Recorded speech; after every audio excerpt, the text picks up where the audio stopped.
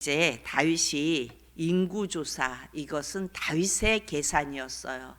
그러니까 하나님을 의지하고 하나님께서 지금까지 다윗에게 함께 하셨던 그 하나님이 아니라 내 능력이 어느 정도 되나, 나의 왕권의 힘이 어느 정도 되냐, 그것을 계산하고 알아봤던 거예요. 그런데 이렇게 인구조사를 마치고 하나님 앞에 깨닫게 됩니다. 아, 내가 미련한 짓을 행하였구나.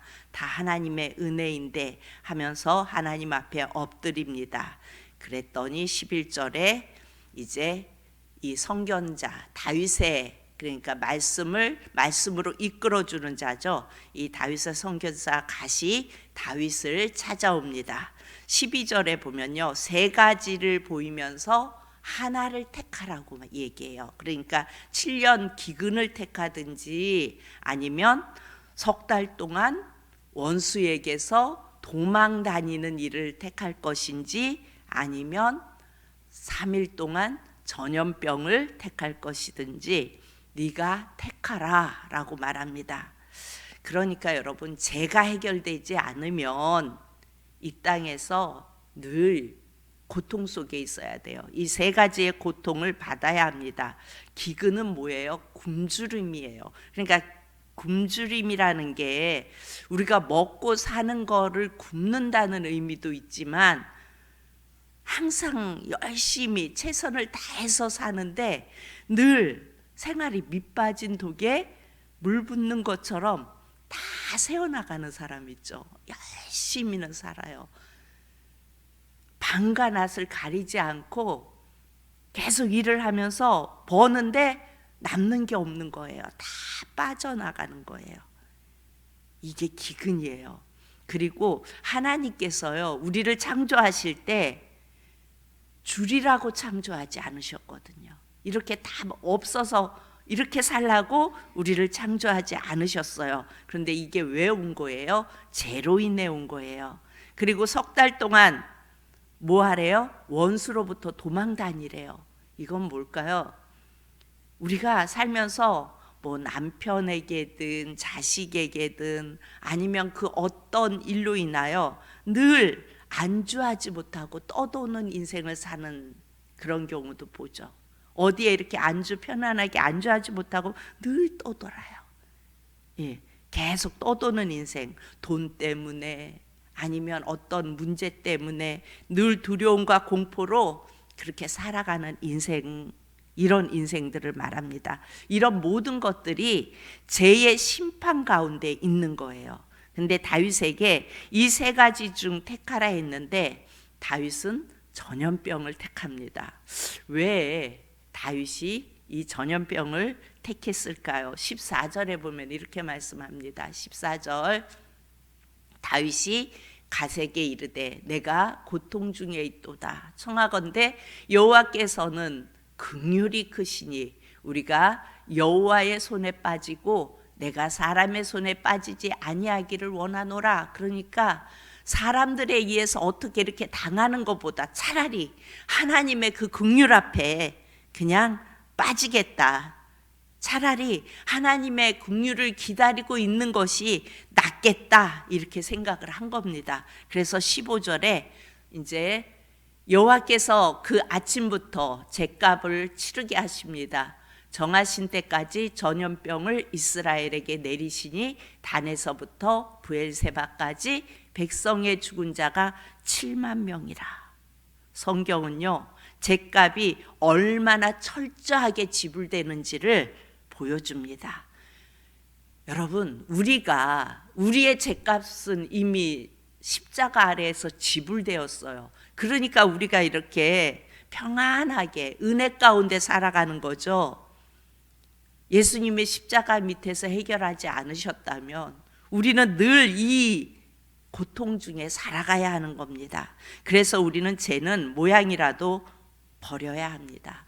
여러분, 우리가 이렇게 볼 때 뭔가 분쟁이 있을 때 죄인들은 어떻게 해요? 다 자기의 입장이 옳다고 아우성이잖아요. 내 입장에서만 내가 옳아요.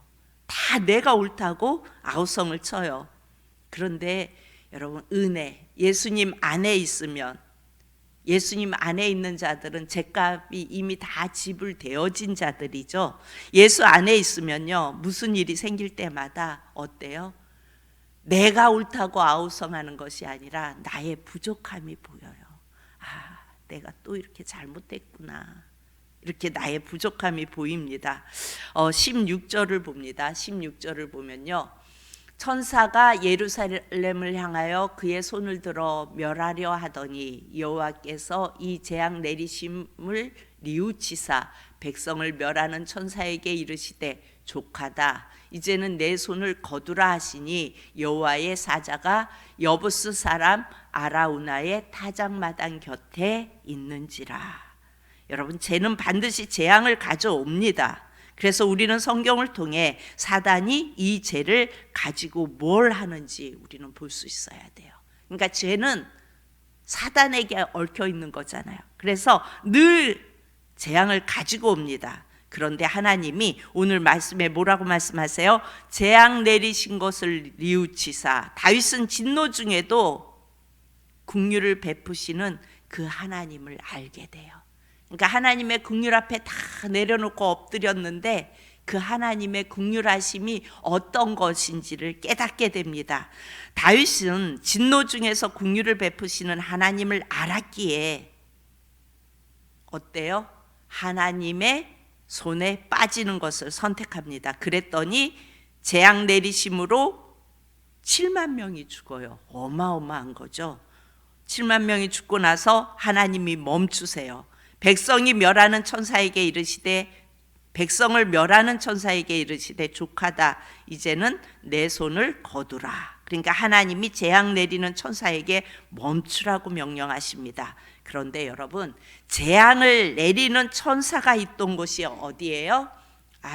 아라우나 타작마당. 여러분, 여기서 재앙이 멈춰요. 여러분, 이 아라우나의 타작마당이 어디인지 여러분 알죠? 재앙을 내리는 천사가 이 아라우나 타작마당에 이를 때에 하나님께서 멈추라고 명령하세요. 왜 아라우나의 타작마당 곁에 있을 때 멈추라고 하셨을까?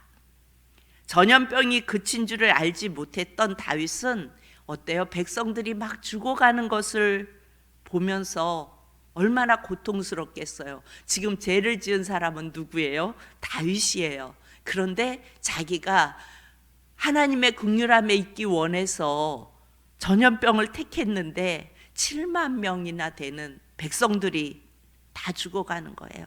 그래서 그 괴로움으로 인하여 17절에 이렇게 말합니다. 17절 하반절을 보면요, 청하건대 하반절에 주의 손으로 나와 내 아버지의 집을 치소서. 이 약무리는 무엇을 행하였나이까? 그러니까 그 백성은 뭘 했냐는 거예요. 그들은 그냥 있었는데 지금 7만 명이 죽어가고 있어요. 정말 잘못한 사람은 다윗인데, 그래서 하나님께 청합니다. 하나님, 차라리 내 아버지의 집을 치소서, 우리의 가문을 치소서, 이렇게 말을 하는 거예요. 그랬더니 18절에 이날에 가시 다윗에게 이르러 그에게 아뢰되 올라가서 여부스 사람 아라우나의 타작마당에서 여호와를 위하여 제단을 쌓으소서. 그러니까 이제 타작마당에 올라가라.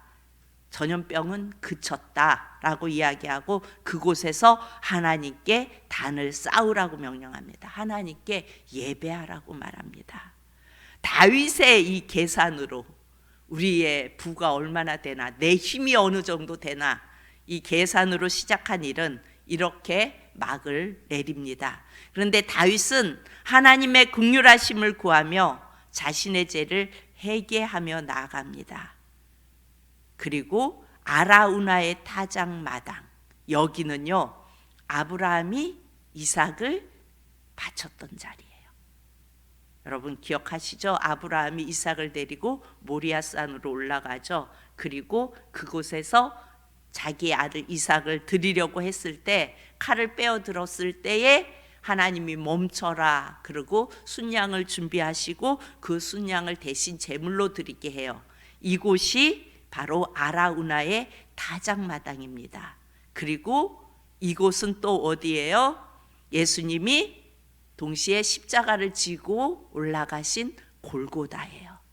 그러니까 아브라함이 아들 이삭을 바치던 장소, 그리고 예수님이 십자가를 지고 올라간 골고다 언덕, 이것이 어디라고요? 아라우나의 타작마당이라고요. 그러니까 재앙이 멈춘 곳, 예수님이 죗값을 지불하시고 죽으신 그곳, 앞으로 예수님이 죽으실 그곳이죠. 지금 여기는 구약이니까 그곳에서 재앙이 멈춥니다.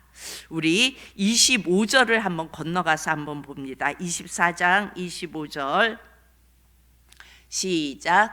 그곳에서 여호와를 위하여 제단을 쌓고 번제와 화목제를 드렸더니 이에 여호와께서 그 땅을 위한 기도를 들으심에 이스라엘에게 내리는 재앙이 그쳤더라.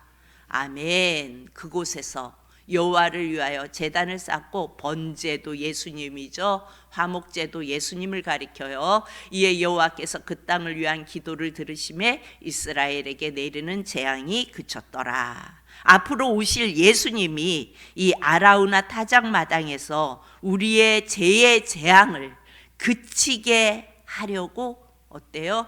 오셨고 그곳에서 죽으십니다. 그래서 이사야 53장에 보면 뭐라고 말씀해요? 그가 채찍에 맞음으로 우리가 나음을 얻었도다. 그러니까 예수님이 십자가에서 맞으신 것은 우리로 하여금 전염병에서 낫게 하시려고 맞으신 겁니다. 우리에게 오는 재앙을 낫게 하시려고 예수님이 그 아라우나 타작마당에서 죽으시는 것입니다. 아브라함은 독자 이삭을 아라우나 타작마당에서 드렸고, 이것은 앞으로 오실 예수님이 무엇을 하실지 이미 구약에서 모형으로 보여준 것이고, 그리고 하나님은 독생자 예수님을 우리 죄에 대한 재앙을 그치게 하시려고 그 골고다에서 죽게 하셨습니다. 여러분, 정말 중요한 것은요, 우리가 지은 죄에 대한 재앙이 계속해서 오고 있어요. 그 재앙이 계속해서 오고 있습니다. 그런데 그것을 멈출 수 있는 방법은 오직 예수님의 십자가의 보혈을 믿고 의지하는 거예요. 그 예수님을 바라보는 거예요. 그 예수님을 붙잡는 거예요. 그럴 때 우리의 죄값으로 인한 오는 재앙을 우리 예수님이 다 울타리가 되어져서 보호자가 되어서 우리의 재앙을 다 막아주시는 겁니다. 우리가 이렇게 은혜 속에서 평강을 누리며 살 수 있는 은혜는 뭐예요? 예수님 때문이에요.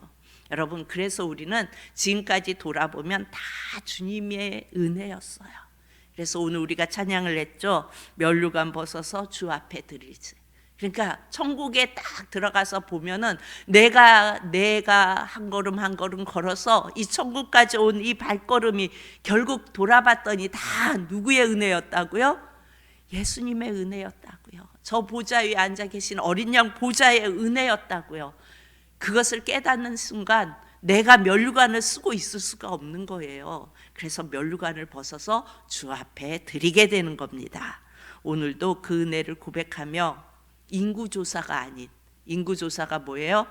내가 뭘 해보려고 내 생각, 내 계산, 이것이 아닌 모든 영광을 주님께 올려드리는 저와 여러분이 되길 축복합니다. 모든 영광을 주님께 올려드리려면 우리는 뭘 고백해야 돼요?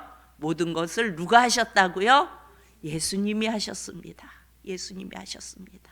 오늘 하루를 살게 나를 이끌어 주신 것도 예수님이 하셨습니다. 내 안에 계신 예수님이 나와 함께 하시며 하셨습니다. 이 고백이 되어져야 우리는 모든 영광을 하나님께 올려드릴 수 있습니다. 오늘도 예수님이 하셨습니다 고백하며 영광을 우리 주님께 올려드릴 수 있는 저와 여러분이 되어질 수 있기를 축복합니다.